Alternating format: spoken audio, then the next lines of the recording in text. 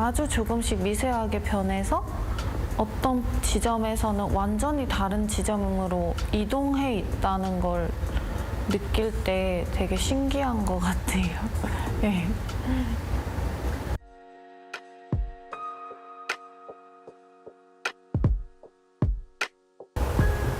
선생님, 세상의 모든 것은 한 자리에 있다고 늘 말씀하셨지요. 언젠가 그 말을 이해하고 싶었습니다. 미혹된 자는 굽은 등을 갖게 마련이니까요. 심장이 있던 자리에 한 마리 새를 키우게 되었습니다. 잠결에 날아와 둥지를 틀더니 나가지 않아서 쫓아내려 애를 쓰다 그만 포기하고 말았습니다. 이름을 붙여주고 나니 이제는 이국의 유일한 식구가 되었습니다.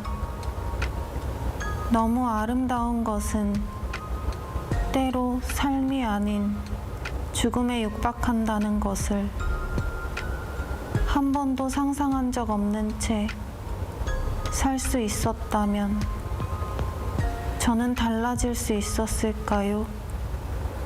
봄은 그토록 서늘하기에 유리처럼 빛날 수 있다고.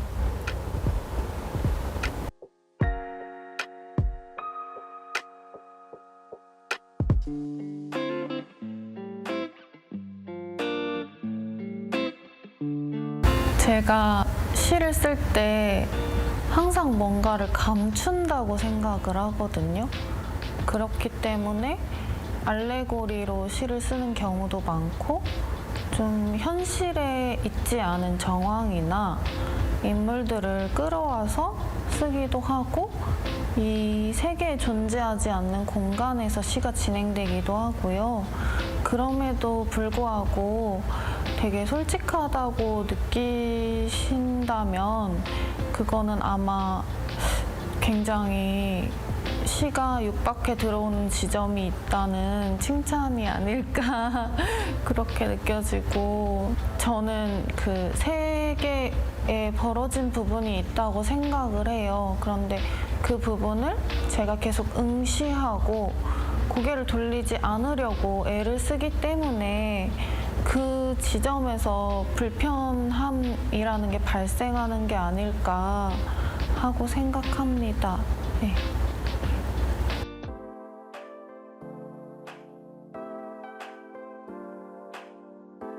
제 꿈이라고 하면 조금 거창하지만 저는 계속 시를 쓰는 게 꿈입니다.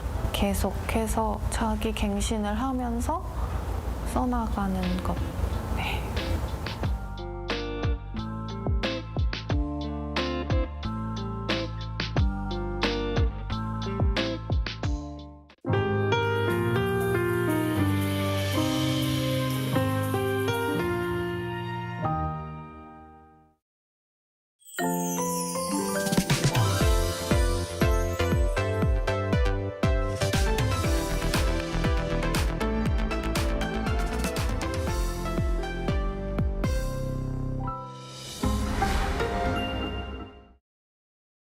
Arirang TV is conducting an overseas TV viewer survey to provide you with a better global broadcast service. Share your valuable feedback on the Arirang TV website www.arirang.com or mobile application. Survey participants will be selected at random to receive special gifts. 2025 Arirang Overseas TV Viewer Survey. We look forward to hearing from you. The Korean wave is drawing more fans from all over the world. Local consumer prices continue to hover at the 2% since rate in April. Turning to robots to allow the visually impaired the chance to better indulge in cultural experiences. Like the number of hybrid cars are registered in South Korea has surpassed 2 million this locally developed Yuri rocket.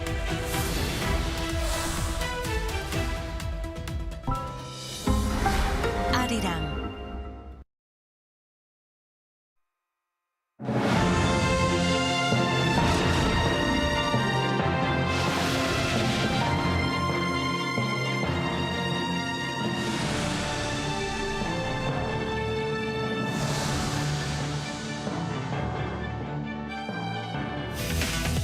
In our headlines on this Tuesday, July 22nd, here in South Korea. Deputy Prime Minister and Economy and Finance Minister Koo Yoon-chul and Trade Minister Yeo Han-gu are poised to meet with U.S. Treasury Secretary Scott Bessent and U.S. Trade Representative S.KOREA on Friday in Washington. Meanwhile, here on the National Front, recovery operations are underway in rain-ravaged regions amid the sweltering heat, while relief assistance is being provided to those who remain unable to return home. And close to 7 million people applied for the government's consumption coupons this past Monday amid efforts by the Lee Jae-myung administration to boost domestic spending. South Korea's ministers of economy and trade are scheduled to sit down for 2+2 trade talks with their American counterparts in the U.S. on Friday. Our correspondent Kim Do-yeon starts off. South Korea and the United States will hold 2+2 high-level talks on tariffs this Friday in the U.S. ahead of the August 1st deadline with 25% tariffs set to start. Deputy Prime Minister and Finance Minister Koo Yoon-chul confirmed the meeting on Tuesday following a meeting of external economic ministers behind closed doors. With the August 1st deadline fast approaching, all relevant ministries are operating as one team, crafting a meticulous strategy and mounting a full-scale response to protect national interests. This will be the first meeting between the two sides' top finance chiefs, with Koo having just been appointed to the position last week as Seoul seeks to lower the announced tariff rate. And at the request of the U.S., South Korea's trade minister, not its industry minister, will attend the talks alongside the deputy prime minister for this session. Confirming the counterparts will be Treasury Secretary Scott Bessent and U.S. Trade Representative Jamieson Greer. For Minister of Trade Yeo Han-gu, this is his third trip to Washington since his tenure began. Leaving first on Tuesday afternoon, the trade minister stressed that the nation is currently in a very gray period, adding all scenarios, both best and worst case, remain on the table, so we will do our utmost to reflect our sensitive interest and maximize national interests. Meanwhile, Seoul's industry and foreign ministers are also seeking separate meetings in the U.S. with their American counterparts. The meeting and the announcement came just hours after U.S. Treasury Secretary Scott Bessent, in an interview with CNBC, stressed that Washington will not rush into any deal. He said, quote, "The important thing here is the quality of the deal, not the timing of the deals," and added that their trading partners were told that the rates could boomerang back for the April 2nd levels. When asked whether the deadline could be extended again, Bessent hinted that even if the tariffs go into effect next month, negotiations could continue. Kim Do-yeon, Arirang News. Also, here on the local front, rescue and recovery operations continue in rain-ravaged regions amid the sweltering heat, while relief assistance is being offered to those who remain unable to return home. Shin Ha-young has the latest. Heavy rain that began last Wednesday continued for 5 days, but despite current drier conditions, casualties are still being reported. According to the Ministry of the Interior and Safety, as of 6 a.m. Tuesday, at least 19 people have been confirmed dead, while 9 remain missing nationwide. In Gyeonggi-do Province, the death toll has risen to 5 after 2 missing people were confirmed dead on Monday. 4 others remain missing. The latest confirmed fatalities were a man in his 70s who went missing in a landslide in Gapyeong-gun County and a man in his 50s who was swept away by a fast-moving stream in Pocheon City. Search efforts in Gapyeong, which were halted after sunset on Monday, resumed at 7 a.m. on Tuesday. Approximately 250 personnel are participating with equipment including helicopters and drones being deployed. The situation on site remains difficult with many roads closed due to flooding or damage. Several areas are also without electricity, water, or communication, making search efforts challenging. I've lived over 70 years, but I've never seen floods like these. I don't even know who to talk to about it. I just feel like breaking down in tears. I really hope someone can help us. In Sancheong-gun County in Gyeongsang-namdo Province, search operations for the missing have entered their 4th day after heavy rain caused serious damage. Authorities continued search efforts until 7 p.m. the previous day and resumed them at 6:40 a.m. Tuesday. As of 6 a.m., 10 people in the region have been confirmed dead and 4 remain missing. The adverse weather also caused the deaths of 3 people in Chungcheongnam-do province and 1 person in Gwangju City. In a separate case, a man in his 70s in Suncheon City, Jeollanam-do province, was found dead on Tuesday, 3 days after he was reported missing. Officials said the case is not counted as a disaster-related casualty as he had crossed a restricted area and approached the river on his own. Meanwhile, emergency repairs have been completed for about 44% of the more than 6,700 damaged homes, roads, bridges, and other facilities across the country. More than 14,000 people nationwide were forced to leave their homes due to the heavy rain, and about 2,500 of them have yet to return. Relief supplies, including emergency kits, blankets, temporary shelters, and essential items, are being provided to those affected. 신하영, Arirang News.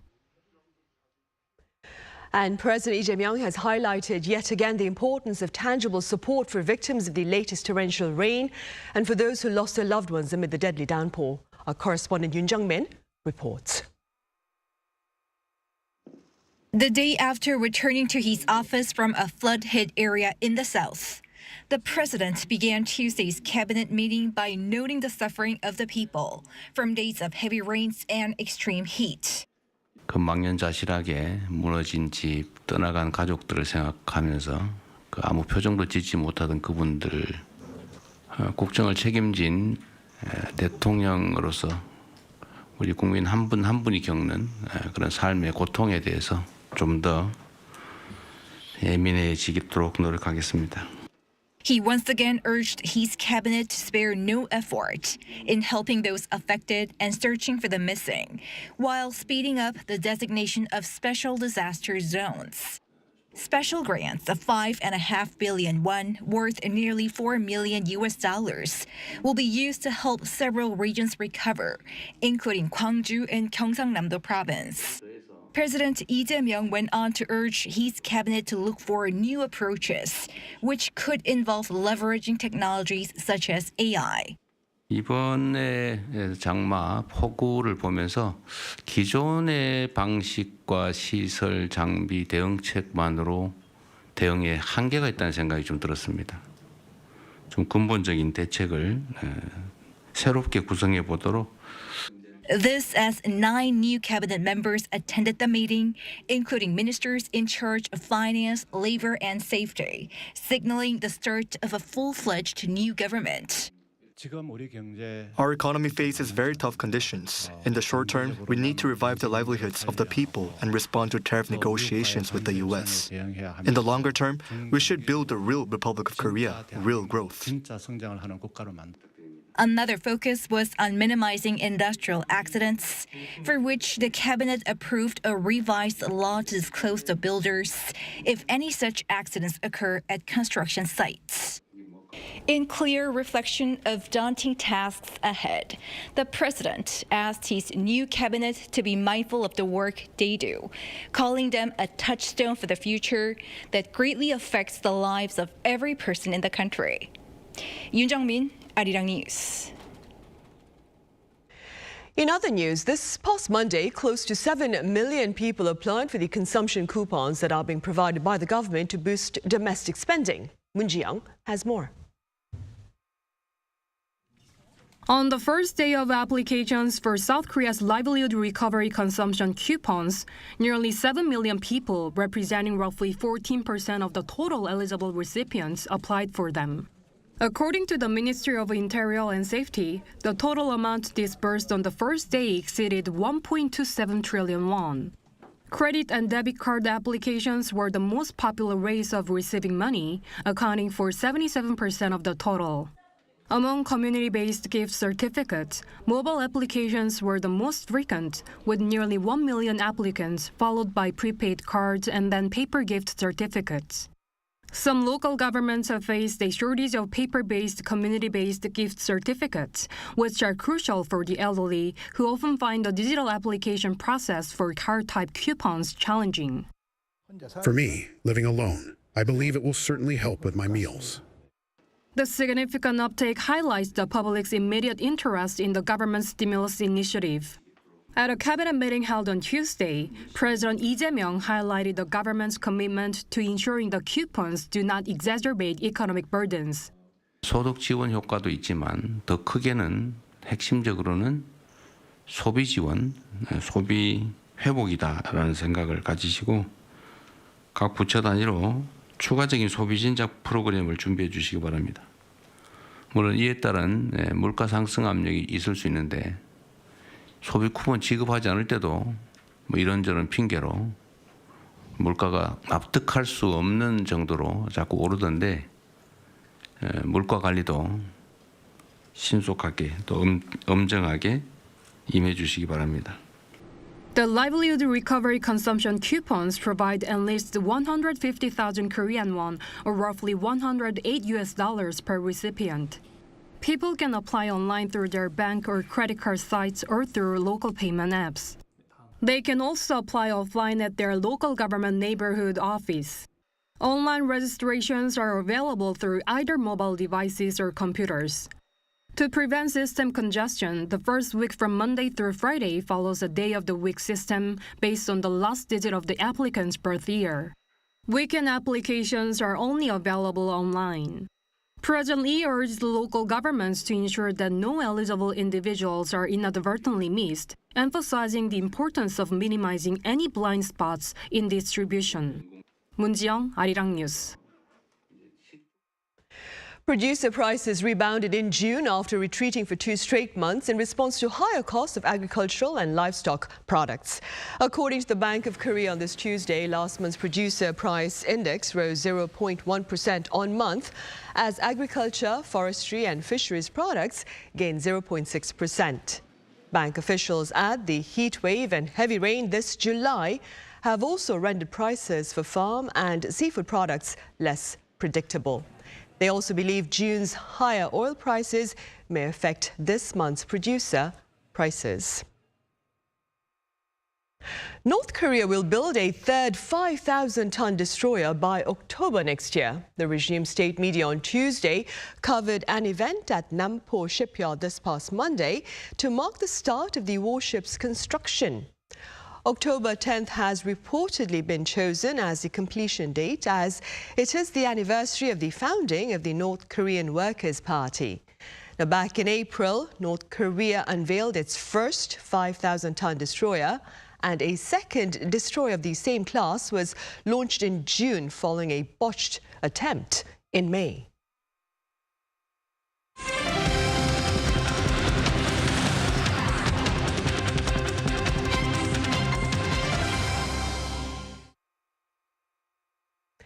Seoul is currently hosting an annual forum that has brought together Korean language teachers here and those overseas to share their thoughts and techniques on enhancing the education of the country's native tongue. Our An Sung-jin was there. Korean meets the world, and educators open the future. Under this theme, hundreds of Korean language educators gathered for the 17th World Korean Educator Conference. Hosted by the Ministry of Culture and organized by the King Sejong Institute, the conference brings together teachers working at the latter's institutes across the globe. This year's event welcomes around 160 Korean teaching professionals from more than 100 such institutes in 49 countries. The recipient of this year's Top Teaching Award was acknowledged for introducing a unique lesson plan integrating writing courses through social media, and a cultural and language exchange program with Korean students studying abroad. Rather than exposing Korean just as a language, I hope to teach it as a bridge to communicate with the world.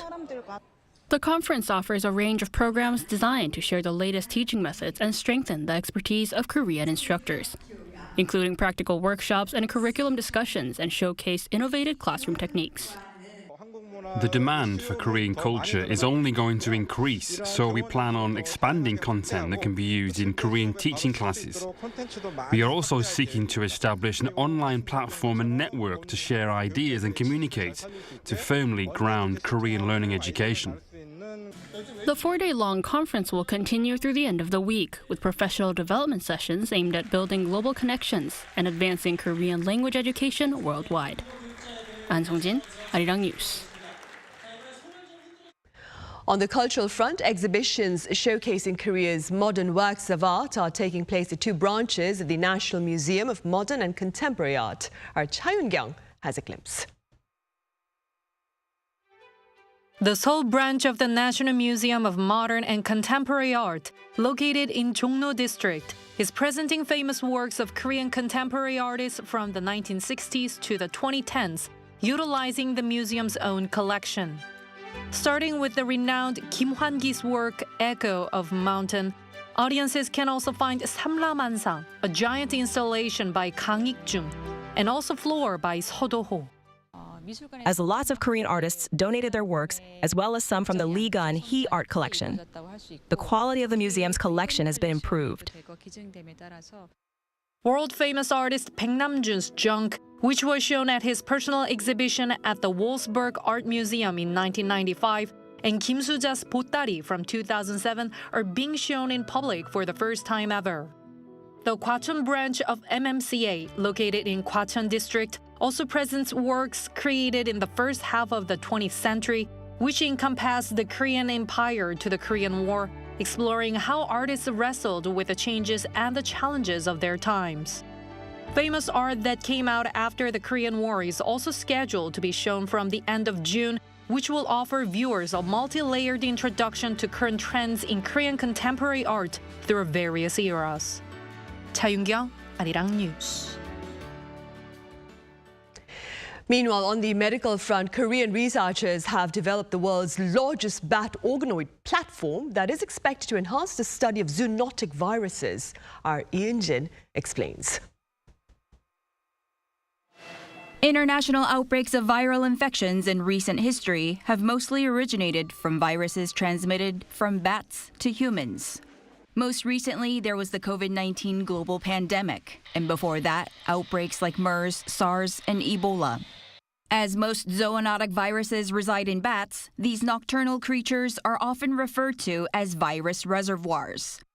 Despite bats playing a crucial role in virus research, there has been a severe lack of experimental models based on bats. But a Korean research team has now developed a collection of bat organoid models spanning 5 species and 4 organ types.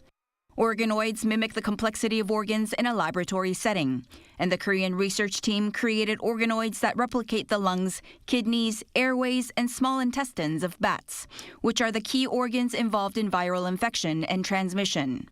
This model will help researchers comprehensively explore host pathogen interactions. To build these organoids, they used 5 bat species commonly found in Korea and Northeast Asia, including the Myotis macrodactylus and Rhinolophus ferrum equinem. While bat intestinal organoids have been replicated previously, this marks the first time that 20 organoids, 4 for each of the 5 bat species, have been successfully created, making it the world's largest biological model. The significance of this work lies in the fact that we created organoids from a variety of native bat species. This can be effectively used not only for studying new viruses, but also for developing new treatments. The team took the research a step further by developing a drug screening system using these bat organoids. When tested with treatments like COVID-19 therapeutics, this new system demonstrated faster and more accurate assessments of drug efficacy compared to conventional methods. This breakthrough is expected to accelerate research into the infection mechanisms and treatment development for future emerging and mutating viruses. The research findings were published in the prestigious scientific journal Science. 이은진, Arirang News. And on the K-pop front, BLACKPINK's new song Jump has topped the Billboard Global chart. According to its agency, this marks the group's 4th time to rule the chart. Now, what's more, BLACKPINK hit #1 on the Billboard Global 200 chart for the 3rd time. These latest rankings make the team the first K-pop girl group to have the most top-ranking songs on both charts. Meanwhile, Twice's 4th full-length album called This Is a 4 ranked 6th on the Billboard 200 chart.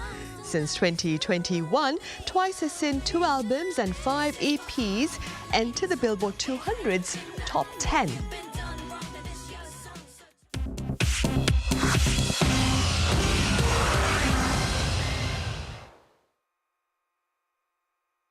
This is The World Now, bringing you the latest stories from around the globe.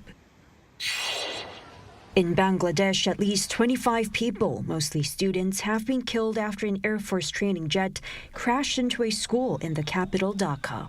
At around 1 p.m. local time on Monday, an F-7 BGI fighter jet suffered a mechanical failure shortly after takeoff from Kurmitullah Air Force Base and crashed into a building at the Milestone School and College campus. Students were attending classes at the time. Authorities confirmed the pilot and at least 24 people on the ground were killed. A major fire broke out due to the crash and more than 170 people, mainly children, were transported to hospitals with serious burns and injuries. The country's interim leader, Muhammad Yunus, ordered a full investigation and pledged support for the victims' families. A national day of mourning has been declared for Tuesday. In the United States, Defense Secretary Pete Hegseth hosted Philippines President Ferdinand Marcos Jr. at the Pentagon on Monday. They reaffirmed that the Mutual Defense Treaty applies to all Pacific waters, reaffirming their bilateral cooperation. Speaking after their closed-door meeting, Secretary Hegseth called the alliance storied and essential, highlighting that treaty obligations extend to armed attacks on Philippine forces, public vessels, aircraft, or Coast Guard in any part of the Pacific, including the South China Sea. The two shared aligned views on Chinese assertiveness in the contested South China Sea. President Marcos mentioned the earlier March visit by Hegseth to Manila, saying it sent a very clear message of continued cooperation and strengthened partnership under the Mutual Defense Treaty. Microsoft released an emergency fix on Sunday for a vulnerability in its SharePoint server that allowed hackers to carry out attacks on around 100 organizations over the weekend. Government agencies from the U.S. and Germany, banks, healthcare providers, and industrial companies were affected by the zero-day security flaw. Microsoft issued an alert on Saturday regarding ongoing attacks on its SharePoint servers, which are commonly used for document sharing and internal collaboration. Cybersecurity firms iSecurity and Shadow Server Foundation uncovered the breach on Friday and warned that the actual number of infected servers could exceed 9,000. The FBI and Britain's National Cybersecurity Center have launched investigations into the campaign. In Brazil's São Conrado Beach in Rio de Janeiro, the remains of a dead humpback whale were discovered on Monday. The whale was in an advanced state of decomposition, and authorities cordoned off the area as people gathered to witness the unusual scene. According to biologists and fishermen, the remains are those of a calf that may have been separated from its mother during migration, as dozens of humpback whales pass along the Brazilian coast around this time of year. Choi Ji-hee, Arirang News.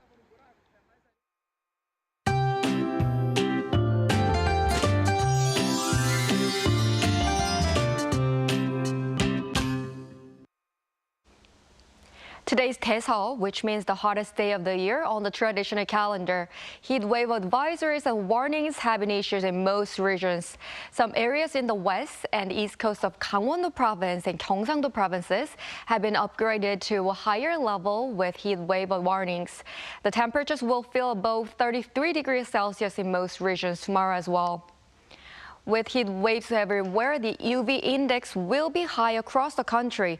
From the morning, very high levels of UV rays will cover the skies in the southern parts of the country.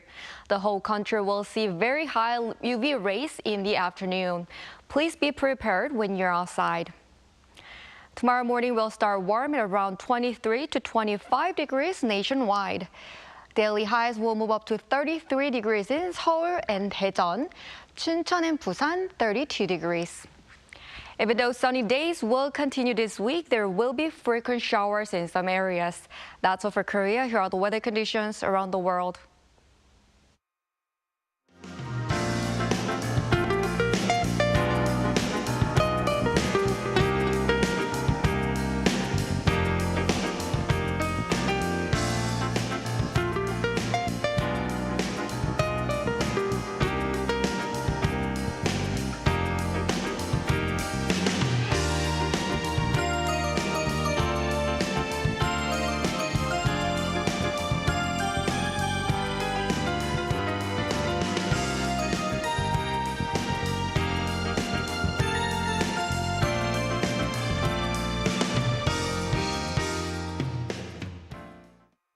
Those are the headlines at this hour here in South Korea. Thank you for watching. Coming up next is our daily panel session.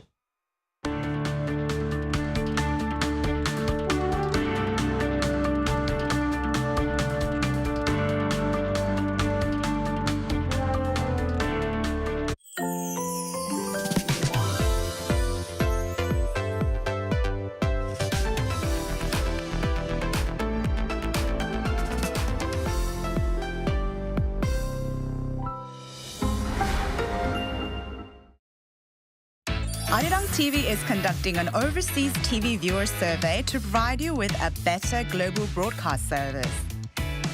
Share your valuable feedback on the Arirang TV website www.arirang.com or mobile application. Survey participants will be selected at random to receive special gifts.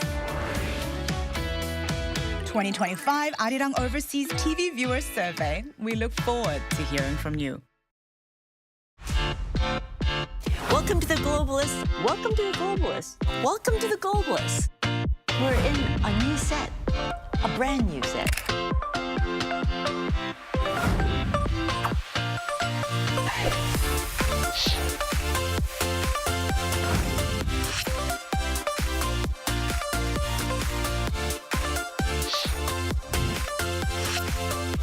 I am a globalist. And I'm the globalist. And I'm the globalist who wants to bring Jang right into your kitchen.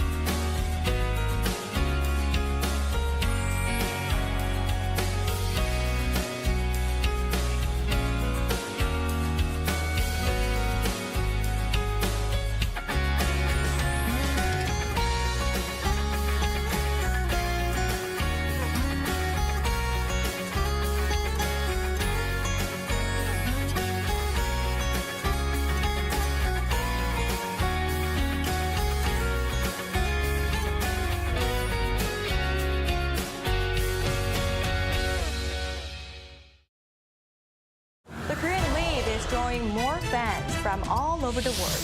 Local consumer prices continue to hover at the 2% since rate in April. Turning to robots to allow the visually impaired the chance to better indulge in cultural experiences. Like the number of hybrid cars are registered in South Korea has surpassed 2 million with this locally developed Yuri rocket.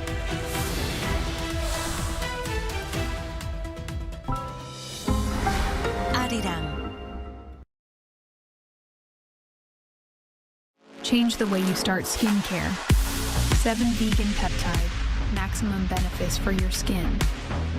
And amplify the effect of the next skincare step. Boosting, glowing, and brightening. Effortless care. Visible results. 7 vegan peptide booster. Mizone. 코딩을 배우고 싶어? 로보로보로 와! 로보로보와 코딩을 배워 로보로보와 사고력 키워 로보로보와 논리력 깨워 코딩 처음이라면 코딩 교육 전문가와 함께 로보로보와 실력을 높여 로보로보와 목표를 이뤄 로보로보와 내 꿈을 펼쳐 미래를 준비하는 코딩 교육 전문가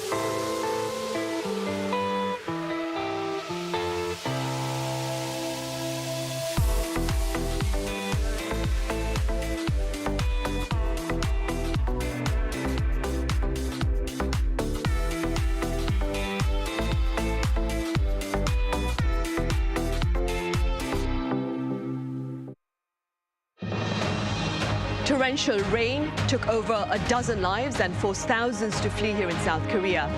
We touch upon this event and more in Press Perspective today.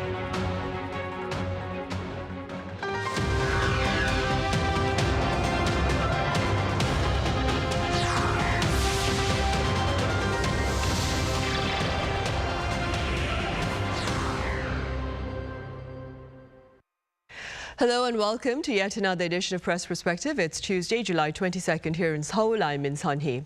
Weather-related tragic incidents have been making headlines across the globe, and South Korea is not an exception. For more on this, I have freelance journalist Rafael Rashid from the UK, based here in Seoul. Rafael, welcome back. Thank you for having me. I also have Stephen Borwick with Japanese weekly news magazine Nikkei Asia here in the studio as well.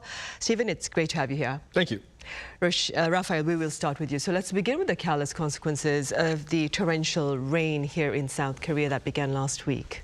Yeah, the scale of the devastation has been quite staggering. According to the latest government figures, I believe 19 people have unfortunately lost their lives. And 9 others are still missing across multiple provinces. And now we're hearing stories emerging, such as in Gapyeong, where a family went camping and got caught up in the flooding. The father's body was recovered, but his wife and child remain missing, whilst one of the teenage sons was rescued by emergency services.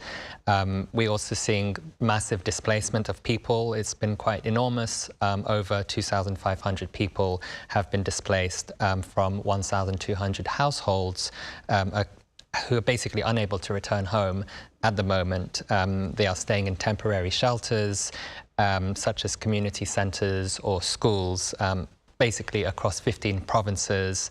The hardest hit area in Sancheong province in South Gyeongsang province, where 10 people died and 4 people remain missing after landslides and flash floods basically devastated the area. And also beyond the human toll, of course, we have infrastructure damage that has been quite extensive. There have been over 6,700 reported cases of facility damage, everything from flooded homes to collapsed roads. In Osan, I think we saw it was a particularly tragic incident where a retaining wall collapsed, and I think that footage, many people saw it because of the heavy rain, crushing a vehicle under and killing the driver. So overall, it has been quite devastating, and the government is, of course, responding and trying to speed up the recovery efforts, and also allocating emergency funds as well to basically help the people in desperate need at the moment. Right, indeed. In fact, Stephen, the President, he stressed the significance of a greater disaster management framework in light of this latest tragedy. What exactly did he say, and what are the prospects of such a prevention plan, if you will? Well, he was careful in his wording, and I think the phrase that stuck out to me was he said that this tragedy was reasonably predictable. And I mean, I think what he probably was getting at was that we do see these kinds of heavy rains every year. And I mean, just for me, anecdotally, it seems like the summer in Korea is almost every year we get some kind of weather phenomenon that people describe as unprecedented or extreme, or the worst in history, and that's both extreme heat and really strong periods of concentrated rainfall. And Lee, I think his implication was just that more could have been done to foresee this, and maybe more preparations could have been put in place to reduce the damage and the loss of lives, which is, I'm sure a goal that everyone would like to pursue. Beyond that, Lee is of course the most powerful official in the country, but when it comes to something like a national planning infrastructure that requires a quite delicate balance of managing the power of the national government, the purview of, to be able to enact things or to pronounce things nationally, but then to also have to implement them on a local level. Korea has a system of provinces and then counties and cities. And to make something like that happen, you would really need to work very closely with the local governments who understand the conditions in their particular areas, who know the people there and who know the weather patterns and who know the predilections of how people are likely to respond. But I mean, I think the takeaway from this is that I would just hope that the weather officials are studying how, not like with a super long historical context, because weather is changing so quickly, but like looking at, say, like the last 5 years, like when do rains tend to hit, where do they hit heaviest, what types of topography are the most vulnerable. I mean, I think one variable that we see in Korea is there's a very mountainous landscape, and there are valleys, and there are places where, because of the topography, the water can, if a drain is clogged, or if you just see uncommonly heavy rainfall, things can pile up very quickly, and that can create a really dangerous situation. I remember I think it was 2023, if I'm not mistaken, there was the flooding in Gangnam, and there were these like iconic photos of like people sitting on the roofs of cars in Gangnam, and then later on reading up on that and seeing that Gangnam is vulnerable to flooding because it's kind of a little bit below sea level, and it's an area that was customarily not inhabited by a lot of people, but now, because so many there and so many other areas of Korea, so much concrete and asphalt and non-absorbent materials have been put in, that there really needs to be a lot of thought put into drainage and disaster relief and all these other things. So I think Lee was, kind of saying what a lot of people are thinking, that it is time for some more kind of comprehensive planning. And the reality is that we can't predict the weather exactly, but we can, I think, reasonably just expect that these types of extreme weather events are going to continue and are going to become even more frequent. So it might make sense to have something like a national control tower, or even like a government ministry who is tasked with preparing for these things and minimizing the damage. Right, for sure. Rafael, in the meantime, how are pundits explaining this latest tragic event? Are they linking it to broader weather patterns like climate change? What have you been hearing? Yeah, I think there's been quite a consensus among experts that this represents a fundamental shift or change in South Korea's weather patterns. I think it goes without saying these days that, they say Korea is the country of 4 seasons, but I don't know if that is quite true anymore. We either have very long and cold winter, followed by a spring that lasts maybe a week, and then a very hot summer. Media outlets are describing what's happened over the past few days as monster rainfall. And again, experts are directly linking this to climate change. What's, I think, interesting these days in the media and also among politicians is that there is a change in the wording, like in maybe Western countries as well, where we talk about the climate crisis, and more politicians as well as media are using this terminology. Meanwhile, we have Prime Minister Kim Min-sok, who has been blunt about saying that climate change, which we used to talk about in a vague way, has now become the new normal. He's described how Korea now faces these record-breaking heat waves every year, followed almost immediately by what he calls water bomb-level downpours. Weather officials point that July's early heat wave might have actually intensified the rains. Even in Gangwon Province's Yeongso region, average temperatures were nearly 4 degrees higher above normal. And there's the basic physics principle where for every degree of warming, the atmosphere can retain or hold about 7% more moisture. So these extreme heat periods are exacerbating or essentially loading the atmosphere with these water bombs, as the Prime Minister put it. I think also Korea's weather prediction system might have been caught off guard. The Korea Meteorological Administration had previously declared the monsoon season as being over, I think, on July 1st, but climate scientists are now saying that the traditional concept of the monsoon season, which when I first came here, I understood the monsoon to be basically in June, but now these days it's a bit all over the place. I do remember as well a few years ago, it was 2 or 3 years ago, absolutely pouring down. I think it was in September, more so than the traditional monsoon season. So yeah, this concept of monsoon, I think, might not apply any longer. So we're seeing some calling it maybe primary or secondary rainy periods that don't follow these historical patterns.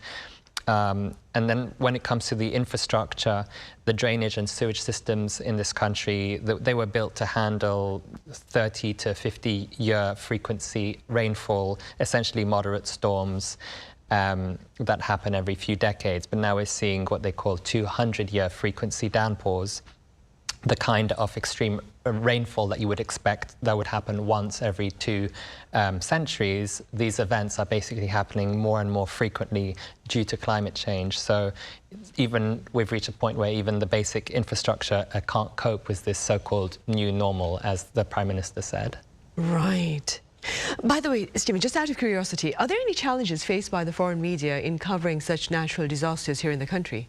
I'd say there are a few. I'd say the first one is just that when you're talking about going out in the midst of an extreme rainstorm like this, and you're talking about going into the, by definition, if you're covering this as a news story, you're trying to go to some of the more, acutely affected and most kind of urgently coping parts of the country. You're going to face the challenge just in terms of safety, and you're not going to want to do that unless you have a reasonable amount of support. You're probably not going to want to go into one of these areas unless you have a car, and unless you have, I don't know what it necessarily would need to be, a life jacket or raincoat. And you probably wouldn't want to do it by yourself. You probably want to have a team of people, just because things tend to be safer that way. And the reality is just that fewer and fewer media outlets have that kind of, have the ability to send teams out into the field. Just because it's expensive. And, as we all know, the economics of media are changing rapidly, and media outlets are having to cut back on that kind of original reporting. I'd say another one that you might face is just that, as a foreign reporter, you don't have roots, you're not a known quantity. And, if Raphael or I were to show up in Chungcheongnam-do tomorrow and, want to attend a local briefing, the first questions would be well, who are you? What are you doing here? You're not on our list. You're not in our normal pool of people that we share information with. And that could go any number of ways. They could be glad that you're there, and they could, want to get the word out, and they could appreciate you taking an interest in this, and they could be very helpful. Or they could say, well, we're sorry, the rules of how we operate preclude us from sharing this kind of information with non-accredited reporters. So that's the second one. And just the third one that I would point to is, I would say, as a foreign reporter covering a country for a foreign audience, something that a limitation that you run into all the time is your own editors or your own audience's lack of interest. I mean, this may not be something that a reporter's bosses or a reporter's audience is super interested in, because they would see it as mostly a local story. They would look at, unless it got to a really horrific level, they would look at something like flooding in South Korea as something that it makes sense for people who live in that country, for people who have a kind of direct connection to it, to be interested in. But it's probably not something that a media outlet would see as worthy of devoting a lot of attention or a lot of resources to. And I don't mean that as a criticism, because as any media outlet has to make these kinds of difficult decisions all the time. The world is a big place. There's urgent and important things happening all over the world, and you can't devote tons of time and tons of attention to everything. You have to make these kind of hard choices. But I mean, for reporters who are ambitious and who wanting to put a direct and a human face on this kind of news event, there are limitations that they face, not just in Korea but anywhere, and they come, as I tried to lay out, they come in a few different forms. Right. Meanwhile, one story, though, Raphael, that the foreign media was interested in was that about the tangible support base that President Lee Jae-myung continues to enjoy, and that was covered by online news magazine The Diplomat. What's your take on this public sentiment, the support that the president continues to enjoy?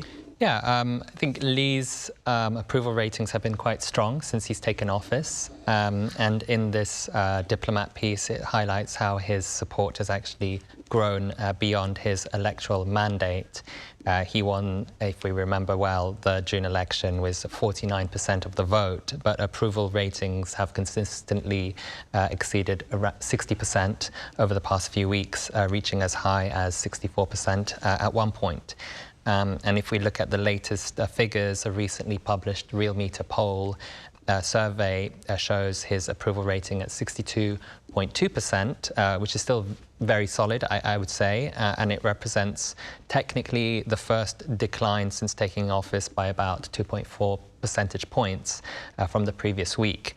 But also if we look at his Democratic Party, they're doing, I don't know, relatively well, I would say, approval at 50.8%, while the opposition People Power Party have slumped to just 27.4%.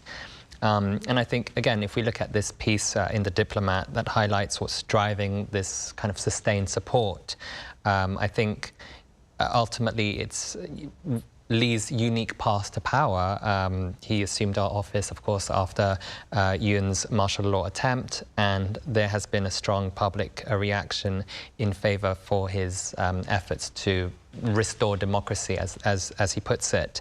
And even if we look at the resurgent stock market following his election victory, this has basically won over some of the moderates, maybe, who might not have initially voted for him. I think Lee has successfully projected an image of himself as passionate and hardworking, if not overworking, and is very active on social media as well, showing himself going around the country and meeting the people. We're having these town hall meetings as well. There was supposed to be one in Busan last week, but it got cancelled due to the floodings. Yeah, definitely more connected with the people. It seems to be the kind of image that he wants to project. I guess it makes it difficult for many people to criticize his leadership per se at this moment in time. And with his party controlling the National Assembly, they have been able to quickly move to investigate the previous administration and allegations of corruption, whether it's with Mr. Yoon or his wife. And I think many people seem to be satisfied with that. Of course, there will be people who don't like that. There was the recent dip, as I mentioned, in his approval ratings this week by just a few percentage points. Probably not too much to be worried about for now, but I think, of course, this suggests that he is in this honeymoon period.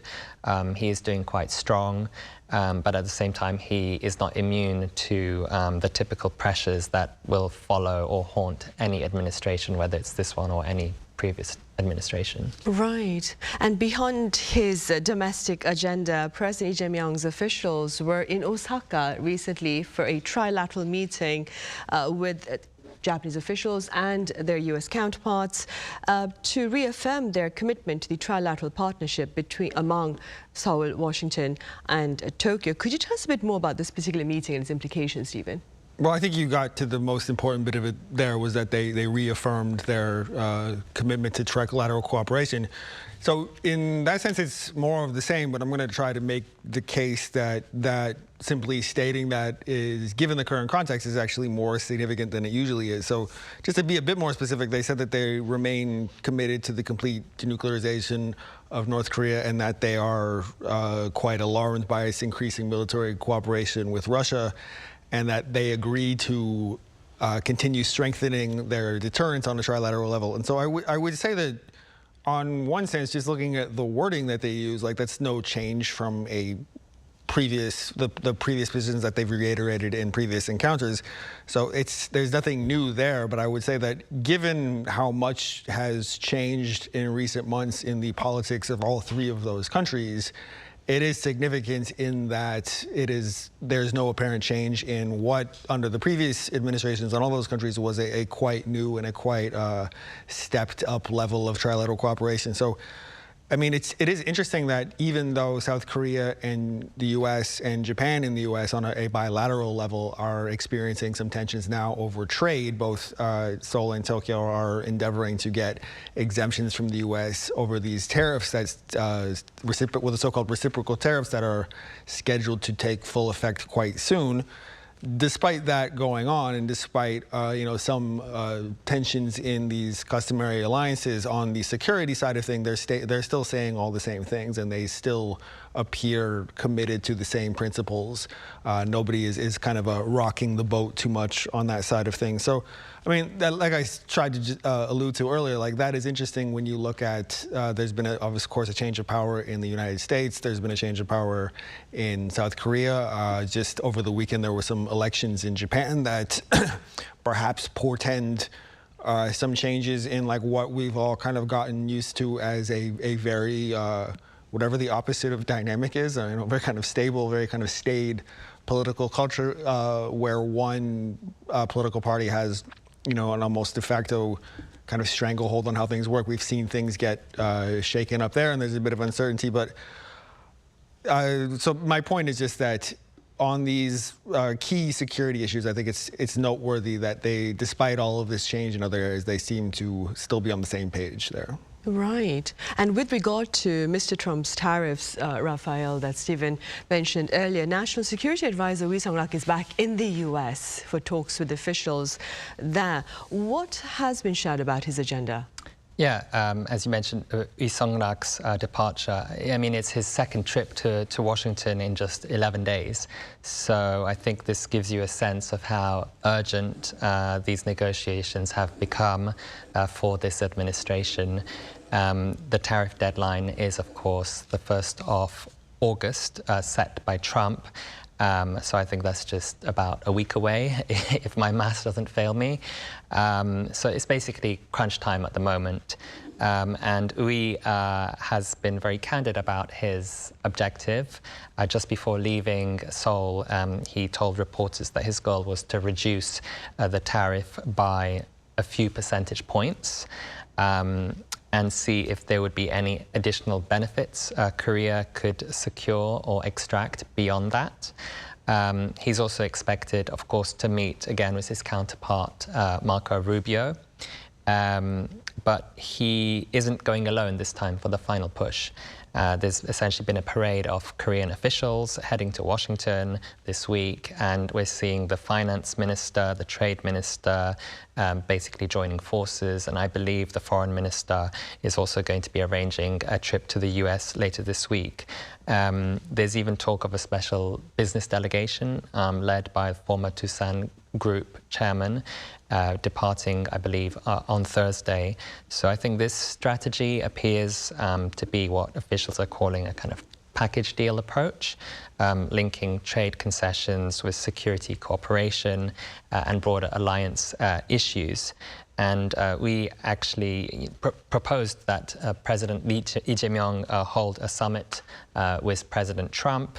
Apparently, Rubio expressed some support for the idea during their previous meeting. Could it happen sooner than later, or pre-APEC summit later at the end of October? Who knows? But this is kind of a coordinated diplomatic offensive that represents the restoration of the so-called 2+2 high-level consultancy body between the finance and trade ministers, and this has been suspended since April. So I think Korean officials seem to view this as their basically last realistic chance to avoid the full 25% tariffs implemented or at least threatened by the Trump administration. Right, so that you're going to effect by August 1st, I believe. All right, I'm afraid that's all the time we have today. Raphael, as always, thank you so much for your time and your thoughts. Thank you. And Stephen, thank you very much for your insights. Thank you. Right, that brings us to the end of this edition of Press Perspective. Thank you for watching, and do join us again same time tomorrow.